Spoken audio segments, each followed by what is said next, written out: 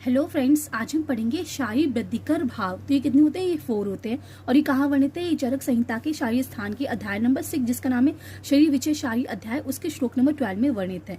तो पहला शाही वृद्धिकर भाव है कालयोग, दूसरा है स्वभाव संसिद्धि, तीसरा है आहार सौष्ठव, चौथा है अभिघात। तो कालयोग का मतलब होता है जिस चीज पर जो टाइम कही गई है उसका उसी टाइम पर होना, जैसे कि नित्य काल और आवश्यक काल। तो नित्य काल का भी उसी टाइम पर होना, आवश्यक काल का भी उसी टाइम पर होना। फिर होता है स्वभाव संसिद्धि। स्वभाव संसिद्धि का मतलब होता है स्वभाव से वृद्धि होना, मतलब जो नेचुरल एजिंग प्रोसेस है, नेचुरल ग्रोथ प्रोसेस है, उसका उसी वे से ही वृद्धि होना शरीर की। फिर है आहार सौष्ठव। आहार सौष्ठव होता है अष्ट आहार विधि विशेषायतन आहार विधि विधान द्वादश आसन विचार के अनुसार आहार का सेवन करना। फिर है अभिघात। अभिघात का मतलब होता है शरीर वृद्धि को नष्ट करने वाले भावों का ना होना। जैसे कि हमारा ब्रेन है वो सारी ग्रोथ के लिए रेस्पॉन्सिबल है। अब ब्रेन का एक पार्ट जो उसी पर्टिकुलर ग्रोथ के लिए रेस्पॉन्सिबल है, उसका अगर नष्ट हो जाए तो वो ग्रोथ नहीं होगी। तो इसलिए अभिघात होना, शरीर को नष्ट करने वाले भाव का ना